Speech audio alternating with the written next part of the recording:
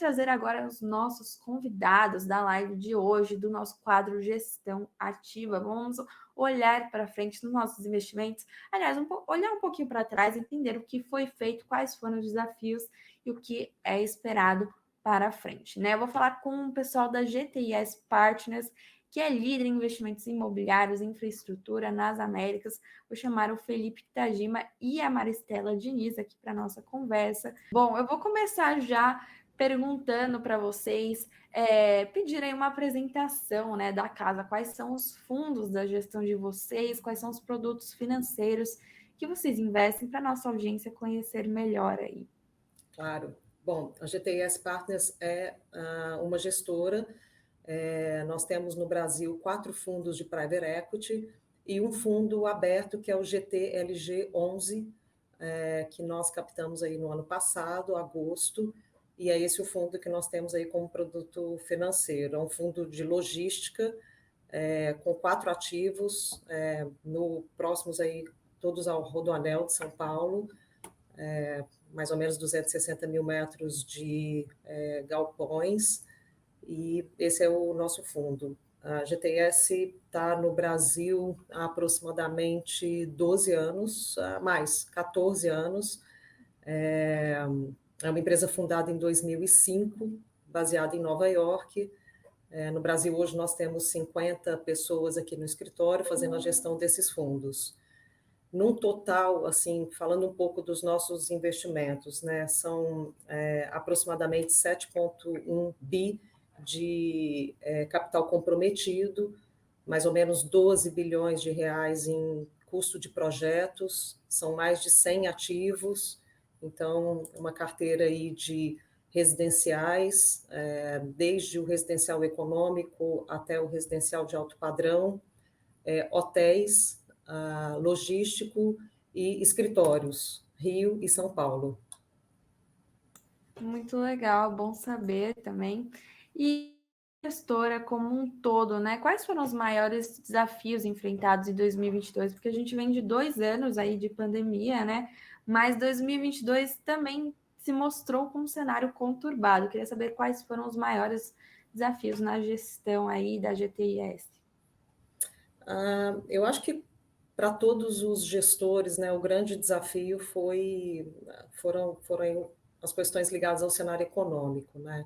Então, a inflação que vem aí do ano passado, que está agora sendo controlado, o remédio que foi dado para essa inflação, com essa taxa de juros, né, muito alta, que faz com que a renda fixa, né, passe a ser aí um investimento prioritário, né? Então, eu acho que o grande desafio foi esse equilíbrio aí econômico que a gente espera que no próximo governo a gente alcance.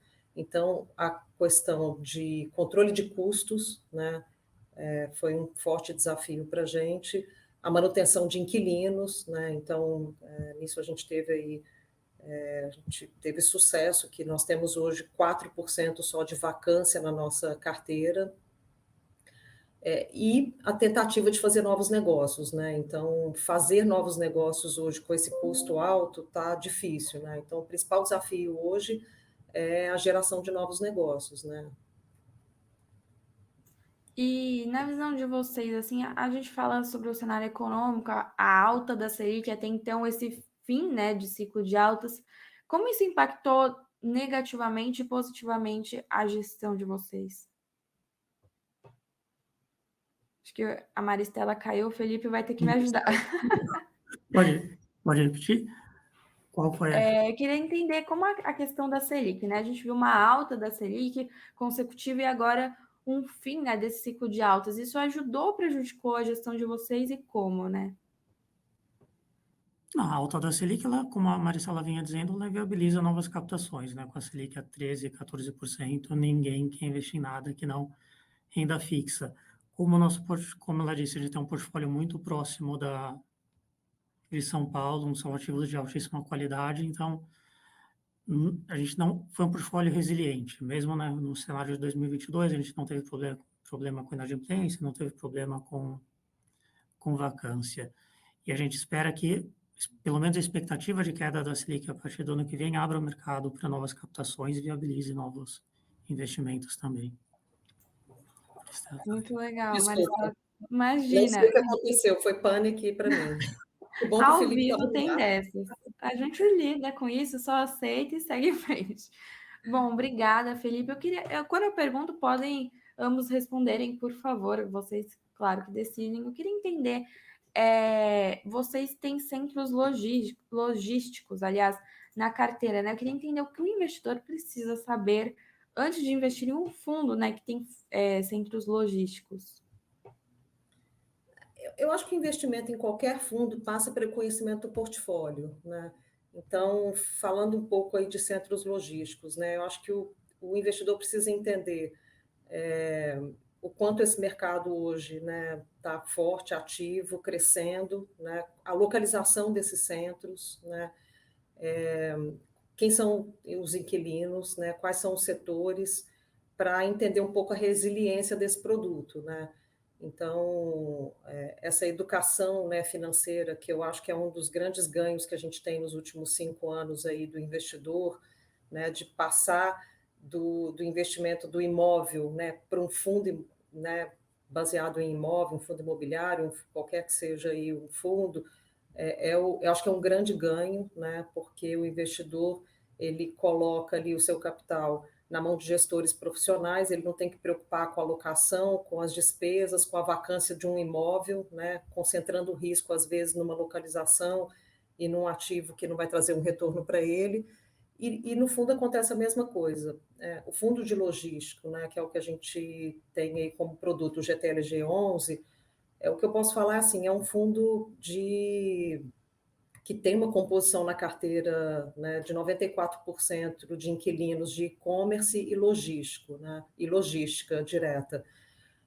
Falando um pouco desse mercado em São Paulo especificamente, né, o que nós temos, e até expandindo aí um pouco para o Brasil, né, comparado com os Estados Unidos, a gente tem mais ou menos, né, 14% de penetração de venda de e-commerce versus vendas totais, né, de varejo. Isso nos Estados Unidos já está a 25%. Né?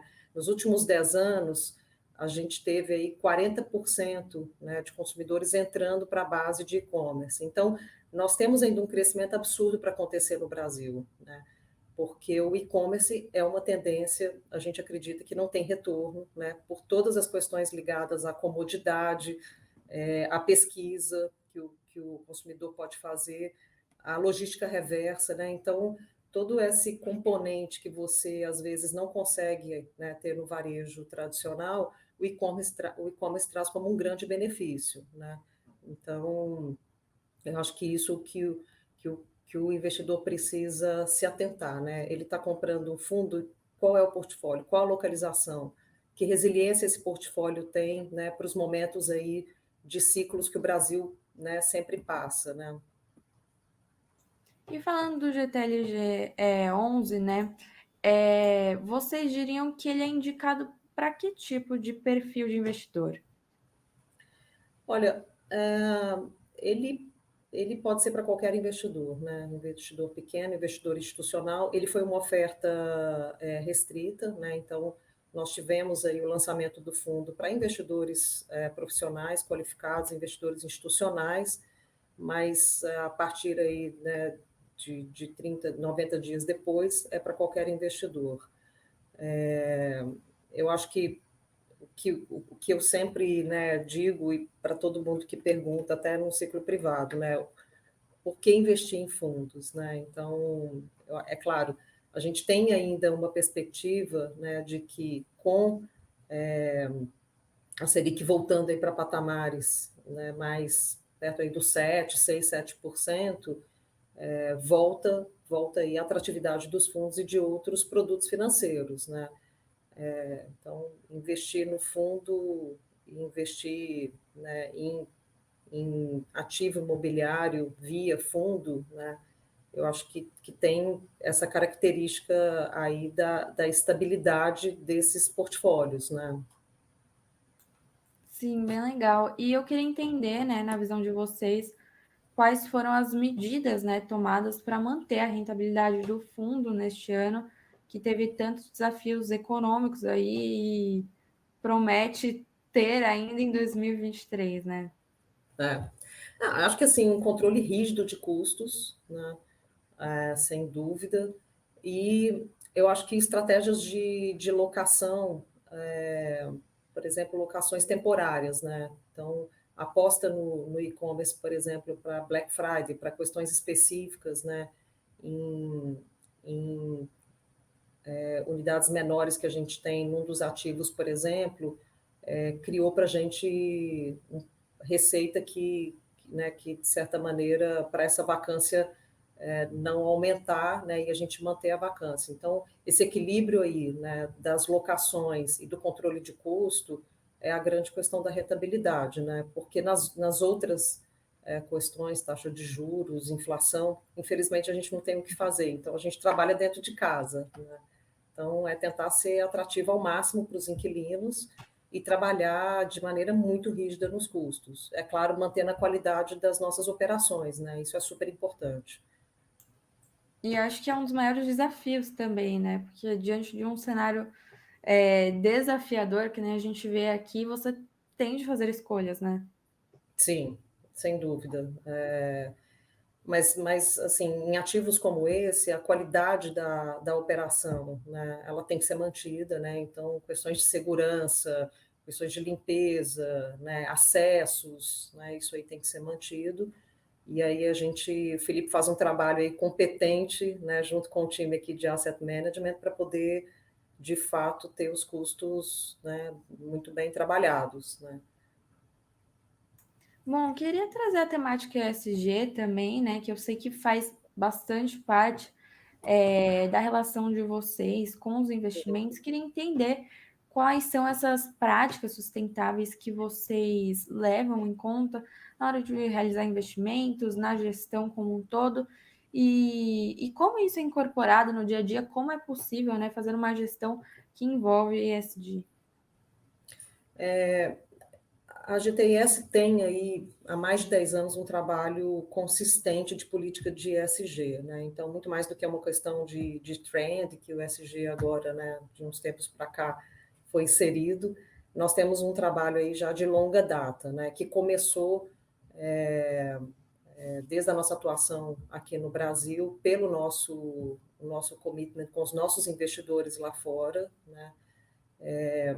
E aí, assim, o ESG de fato permeia toda a nossa cadeia de produção, né? Então, nas questões de governança, né, a gente trabalha aí com tudo ligado à governança, e nas questões de sustentabilidade, as questões ambientais, a gente tem acho que do nascimento do projeto, né, as certificações que a gente busca, né? Então, nós temos aí o LEED, o WELL, nos residenciais o ED, e o ranqueamento dos nossos fundos, né, que nós começamos lá atrás, há 10 anos com o GRESB, e há 6 anos os nossos 3 fundos, o Brasil Fundo 1, Fundo 2 e Fundo 3, estão ranqueados entre os 3 primeiros fundos na América Latina. E esse ano, né, a gente teve aí o Fundo 1 e o Fundo 3 como sector leader das Américas entre 86 fundos. Isso é fruto de um trabalho intenso, né, desde o projeto até a operação desses ativos, né? Então, ligados ao controle de consumos, né? Então, todas as questões ligadas à sustentabilidade mesmo, né? Então, para Legal. nós, é uma prática intrínseca do nosso desenvolvimento e da nossa operação de ativos depois. Muito legal ouvir isso. Eu queria também ouvir de você, Felipe, como esse tema, né, aparece na área da asset management. Acho que a GTS tem essa cultura vindo a gente nasceu no private equity, investidores internacional, investidor institucional estrangeiro, ele está muito mais próximo dessas questões ESG há muito mais tempo. Isso veio da forma como a gente criou os ativos que estão dentro do GTLG hoje e as práticas de gestão aí que a Maristela mencionou, né? A gente tem consultores, a gente tem pessoas dedicadas aqui dentro da GTS, só acompanhando questões de consumo, eficiência energética, tratamento de resíduos, que no fim do dia também é uma questão financeira, né? Traz eficiência financeira, resultado financeiro para o fundo. Bem legal. E na sua visão, quais são as perspectivas econômicas para 2023? O que está sendo levado em conta agora, já visando um cenário econômico um pouco mais desafiador para 2023, principalmente quando a gente fala de possibilidade de elevação da inflação novamente, um cenário de incerteza sobre política econômica e muito de risco fiscal na pauta também. Não era o esperado, né? Eu acho que nessa transição de governo se esperava aí talvez um pouco mais de alívio nessas sinalizações, né? Eu acho que talvez a gente já esteja aí com o primeiro e segundo trimestres comprometidos, né? Até que essas questões sejam resolvidas. É claro que enquanto não tiver um controle efetivo da inflação e a Selic começar a baixar, isso afeta diretamente, né, os investimentos. Então, de novo, eu acho que 2023 a gente entra com um cenário, né, um pouco mais complicado, desafiador, sem dúvida nenhuma, né? Eu acho que vai depender muito aí das primeiras questões que o governo vai tratar, né? Ainda não temos uma equipe econômica formada, né? Então, eu particularmente ainda tenho um fio de esperança de que esses momentos difíceis que nós estamos vivendo aí com essas indefinições ou definições que estão se dando aí na área fiscal, principalmente, elas sejam aliviadas no início de governo, né? Eu acho que a característica do governo Lula vai ser um governo mais ligado ao social, que de certa maneira, né, por exemplo, a nossa produção de residencial econômico, eu acho que ajuda, né? Existe uma sinalização também para o tratamento das questões, né, ambientais, que eu acho que também melhora, né, nesse governo. Então, enfim, estou tentando enxergar um pouco aí do lado positivo, né? Mas é claro que a gente ainda tem um cenário meio nebuloso, né, nesse final de ano e talvez no início do ano que vem.